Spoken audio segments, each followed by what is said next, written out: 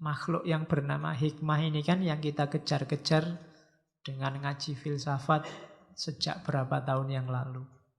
Itu kalau Allah menghendaki kamu tidak perlu capek-capek ngaji, langsung dapat. Masuk dalam jiwamu tentang hikmah ini. Dan ini diberikan Allah tanpa syarat apa-apa kecuali satu hal syaratnya, mayyasha. Yang diinginkan oleh Allah saja. Maka jadikan dirimu sebagai orang yang diinginkan oleh Allah. Syarat pertama pasti kamunya sendiri harus menginginkan Allah. Kalau kamu tidak menginginkan Allah, tidak mungkin Allah menginginkan kamu.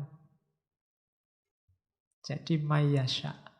Dan orang yang dapat hikmah ini faqad utiya khairon katsira. Pasti dia dapat kebaikan yang banyak. Wa ma yadzakkaru illa ulul albab. Dan tidak akan berzikir, tidak akan ingat tentang hal-hal semacam ini kecuali ulul albab, orang yang peka kolbunya, orang yang jernih kolbunya, itu ulul albab. Maka ini Al-Quran. Jadi kalian cari sendiri jalan biar kita diridhoi oleh Allah, Allah menginginkan kita. Nah nanti dalam hidup ini kenapa sih ada laduni? Karena hidup ini variabelnya dua. Ada sunnatullah, ada kudratullah. Sunnatullah itu hukum Allah yang pasti. Kalau ini kita bisa belajar secara khusuli, secara ta'allum insani. Tapi yang kudratullah tidak. Kita menempuh kudratullah satu-satunya jalan ya secara laduni. Pengetahuan dari Allah langsung. Laduni bisa juga tentang sunnatullah. Tapi dia juga bisa tentang kudratullah. Tapi ta'allum insani yang model manusia bisanya hanya sunnatullah, tidak bisa kudratullah. Sunnatullah itu kalau kamu tidak makan 3 hari mesti kelaparan, itu sunnatullah. Tapi tidak makan 3 hari kok kamu masih ketawa-ketawa santai, itu kudratullah. Ya. Jadi intervensinya Allah. Sunnatullah itu kamu loncat dari gedung lantai 20 dan tewas, itu sunnatullah. Kita memedomani sunnatullah. Tapi kamu loncat dari gedung lantai 20 kok pas di bawahnya ada truk bawa kasur banyak. Itu kudratullah, kehendaknya Allah. Sunnatullah itu kamu cakep dapat pasangan cakep. Kudratullah itu kamu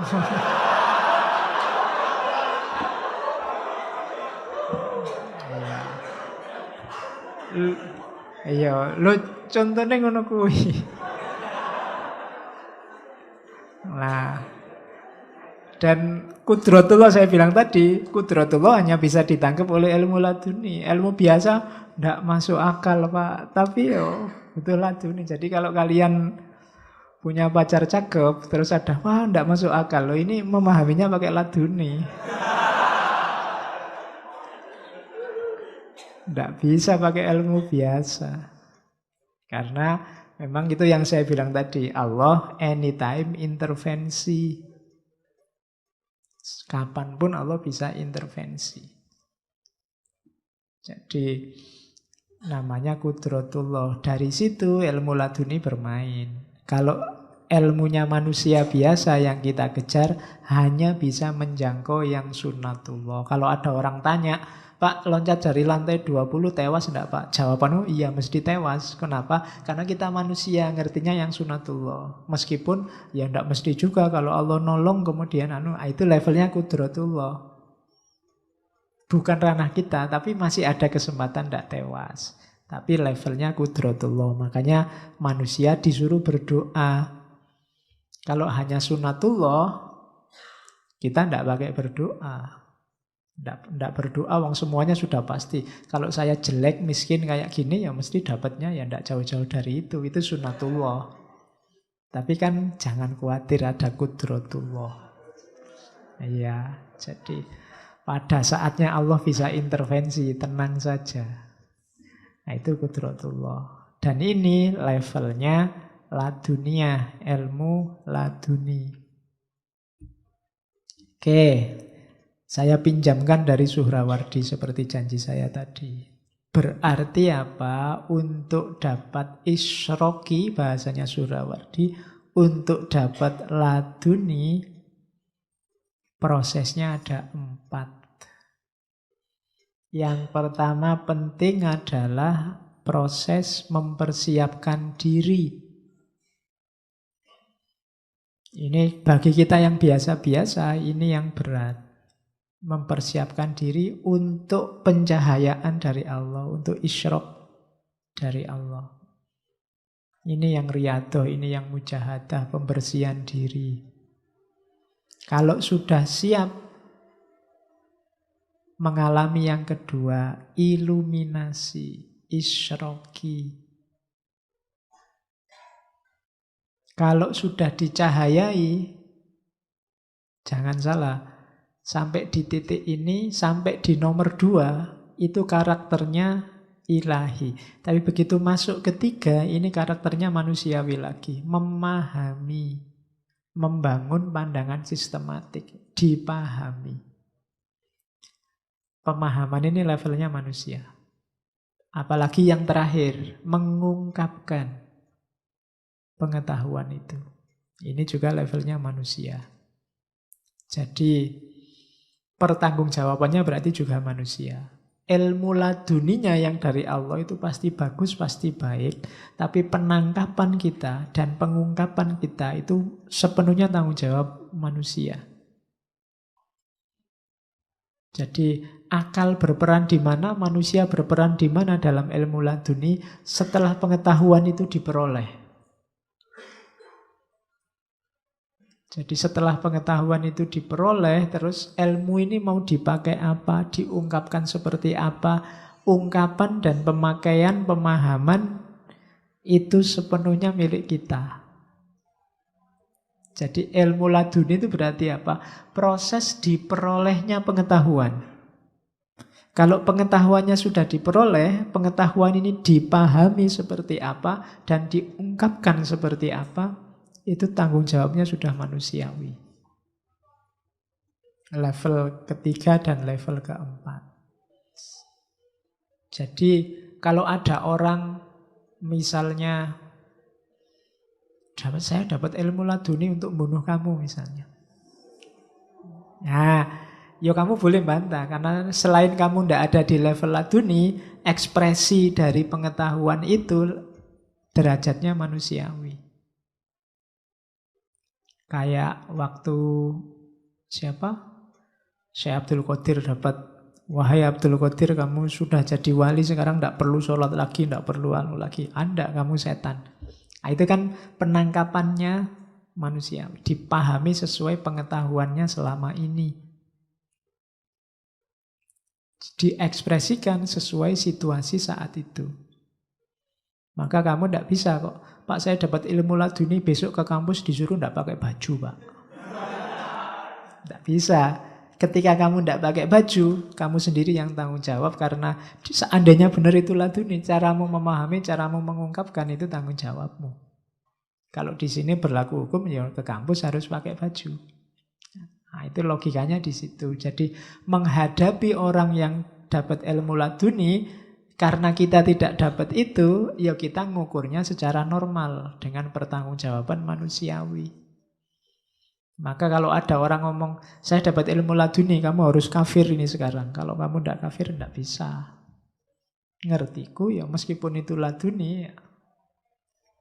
Jadi itulah kalau menurut Suhrawardi tahapan-tahapannya. Jadi tidak harus ilmu itu mulia karena sumbernya dari Allah. Tapi ketika diekspresikan, diungkapkan, kalau tidak, kita bukan yang alami, ya tetap tidak masalah.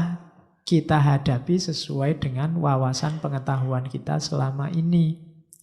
Karena kita tidak ikut mengalami itu. Yang sifatnya subjektif, dia yang mengalami saja. Nah, itu proses selanjutnya. Ini kalimatnya Suhrawardi bagus. Saya ambil ya. way of reason and way of intuition adalah saling melengkapi. Ya laduni itu menarik, cuma ya tetap kita butuh way of reason. Dua-duanya saling melengkapi. Nalar tanpa intuisi atau iluminasi adalah kekanak-kanakan. Kalau bahasanya Hussein Nasr kemarin reduktif dan setengah buta. Setengah buta itu kayak mata yang hanya bisa satu yang melihat. Serta tidak akan mendapatkan keseluruhan kebenaran dan intelek yang transenden.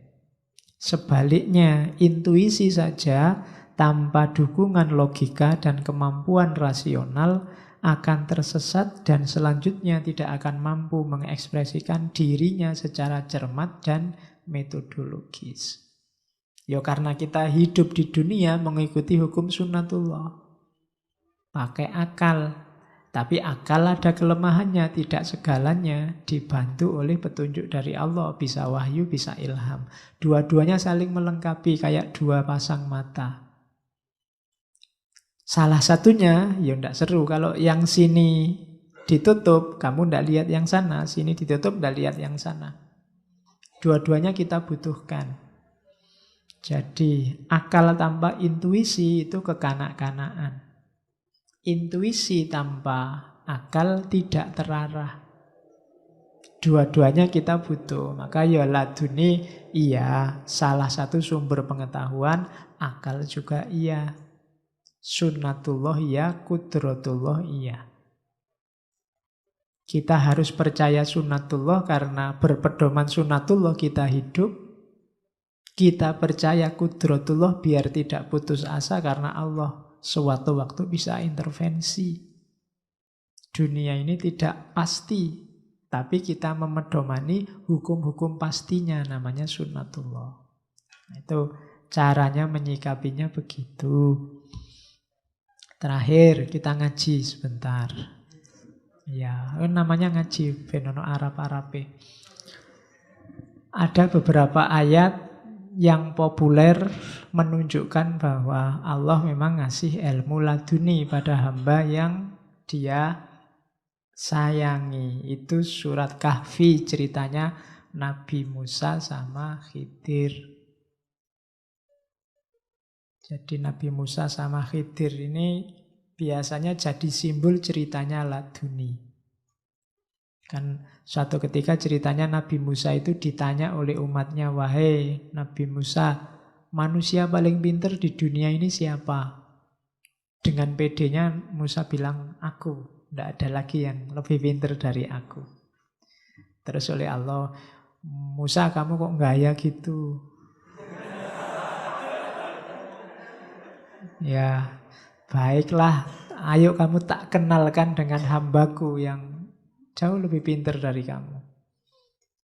Terus Musa ngajak muridnya, namanya Yusha bin Nun, itu nanti naik laut disuruh mencari pertemuan dua laut. Karena hamba yang disayangi Allah ini menguasai dua lautan. Ini sebenarnya analogi pengetahuan dua tadi. Dia cerdas secara rasional, cerdas secara intuitif. Nah itu ayatnya. Fawajada abdan min ibadina atainahu rahmatan min indina wa allamnahu min ladunna ilma.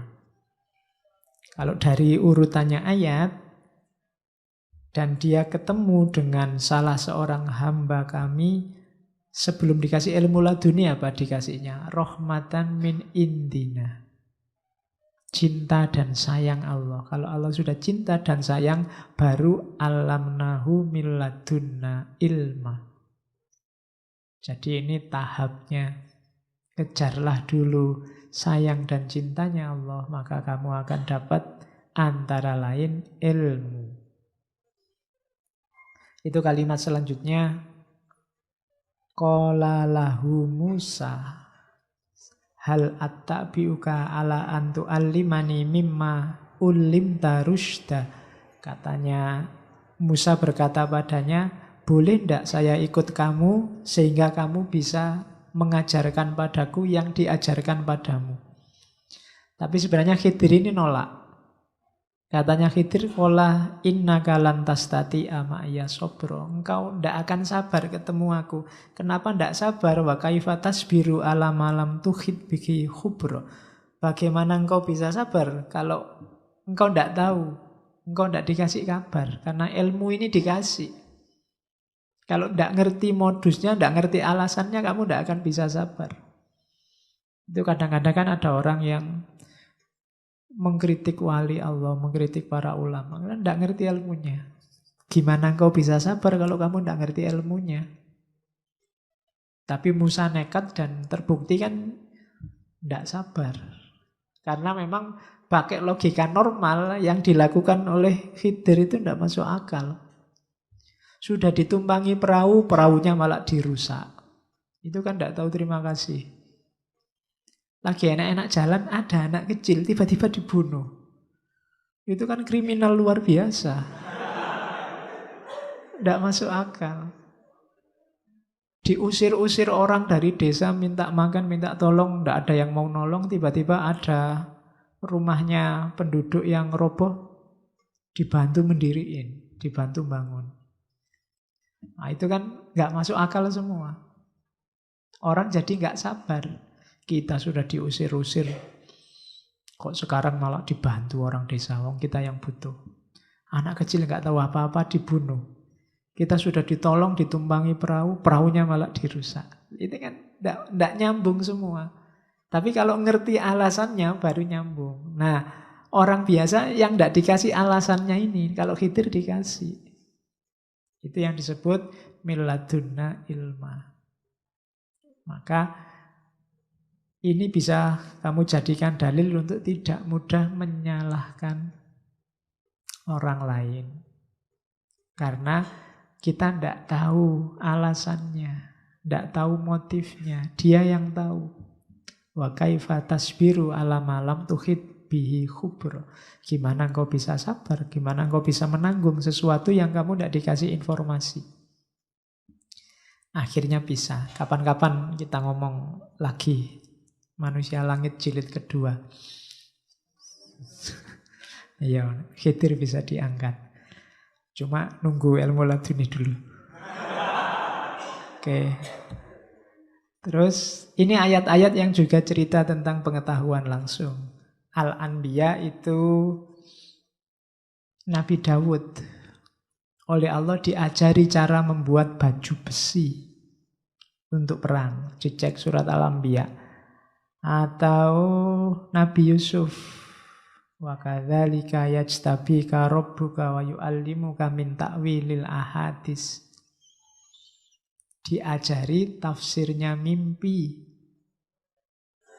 Atau surat Al-Baqarah, Nabi Adam. Nabi Adam ini diajari, kalau versinya Syed Hussein Nasr diajari Saintia Sakra. Wa 'allama Adamal asma'a kullaha. Semua kebutuhan pengetahuan untuk bekal hidup di bumi diajarkan oleh Allah. Yang itu malaikat nggak diajari. Makanya ketika dites ke malaikat, ya malaikatnya nggak bisa. Nggak diajari. Malaikat itu kan hanya melakukan yang diperintahkan. Nah itu contoh. Ya sebenarnya dalam cerita-cerita banyak. Nabi, para sahabat, itu banyak cerita-cerita yang kayak tadi, kayak Nabi Yusuf itu, Abu Bakar itu punya kemampuan takwil mimpi. Satu ketika Nabi bilang, Abu Bakar, saya mimpi melihat saya jalan diikuti oleh domba warna hitam banyak. Tapi setelah itu diikuti oleh domba warna putih, lebih banyak lagi sampai warna hitamnya tidak kelihatan. Nah itu Nabi ngobrol sama Abu Bakar. Yang bisa menakwil mimpinya Abu Bakar. Katanya Abu Bakar, oh itu artinya nanti orang Arab hampir semua akan masuk Islam. Itu kambing hitam. Tapi setelah itu akan lebih banyak lagi non-Arab yang masuk Islam. Itu kambing putih. Sampai yang Arabnya tidak kelihatan. Katanya Nabi Muhammad, pinter kamu Abu Bakar. Jibril juga sudah bilang gitu. Ya, Nabi Muhammad ngetes berarti. Iya. Jadi, iya kan? Ada lagi yang Abu Bakar itu waktu Nabi mimpi Abu Bakar, aku mimpi kita berdua lomba naik tangga. Dan aku menang. Aku menang 2,5 tangga.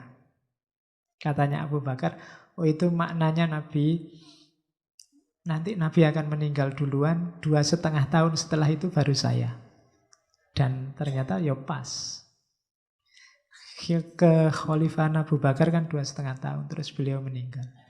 Itu Abu Bakar. Belum lagi Umar, kalau Umar ya lebih canggih lagi. Umar itu enak-enaknya khutbah Jumat terus teriak-teriak. Wahai Syariah, lari ke balik gunung, lari ke balik gunung. Itu teriak-teriak begitu. Sahabat iki lu, orang khutbah kok teriak-teriak ndak jelas ini. Waktu ditanya katanya Umar, ya waktu dia khutbah, dia melihat pasukan yang sedang perang di Nahawan, perang di daerah Persia. Itu sedang terdesak mau kalah. Dan Umar teriak-teriak mengingatkan orang, suruh lari, suruh berlindung ke balik gunung. Nah, ini kan pengetahuan ini dari Allah. Jadi Nabi Muhammad kan juga begitu. Waktu Isra Mi'raj, begitu pulang dari Isra Mi'raj, ketemu Abu Jahal, katanya Abu Jahal, beneran kamu habis dari Masjidil Aqsa? Iya. Berani jamin? Berani. Akhirnya kan orang-orang tak undang ya, katanya Abu Bakar. Ya diundang semua. Jadi orang pertama yang memperingati Isra Mi'raj itu Abu Jahal.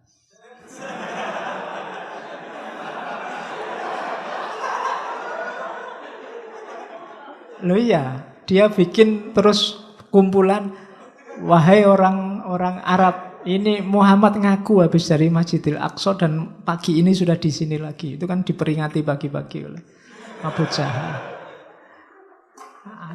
Silahkan tanya. Akhirnya kan mereka ngetes Nabi, tanya Masjidil Aqsa itu kayak gimana, tiangnya gimana. Dan Nabi bisa cerita karena ceritanya Allah ngasih pengetahuan langsung. Jibril datang menunjukkan gambarnya Masjidil Aqsa. Ini kan jenis laduni. Kita sebentar lagi Isra Mi'raj ya. Ya itu mengikuti yang pertama kali merayakan itu Abu Jahal. Oke, cuma dia karpe ngetes, ternyata gagal, akhirnya jadi perayaan beneran. Ya kan nanti dari situ ada gelar Abu Bakar As-Siddiq, karena yang sama sekali tidak bantah, yakin 100% itu Abu Bakar. Sehingga dia dikasih gelar As-Siddiq. Oke, alhamdulillah itu wawasan terakhir kita, pengetahuan laduniah. Kita sudah dapat tentang ilmu baik dari barat maupun dari timur. Bulan depan saya masih mikir-mikir, tapi tadi ngomong tentang pengetahuan ketuhanan, teologi. Pingin ngomong teologi ya. Kelihatannya tema teologi jarang kita angkat. Bulan depan kita ngomong teologi modern. Kita ambil 4 tokoh besar teologi Islam modern. Yang pertama Muhammad Abduh dengan risalah tauhidnya. Atau gurunya dulu ya, gurunya dulu Jamaluddin Al-Afghani dengan pan-islamismenya. Terus Muhammad Abduh dengan risalah tauhidnya. Terus Iqbal dengan reconstruction of religious thought-nya. Dan yang terakhir Amir Ali, idolanya Soekarno. Dengan spirit of Islamnya, api Islam. Oke, biar variasi tema tidak bosan di tasawuf dan filsafat, kita ngomong gagasan-gagasan teologi Islam modern.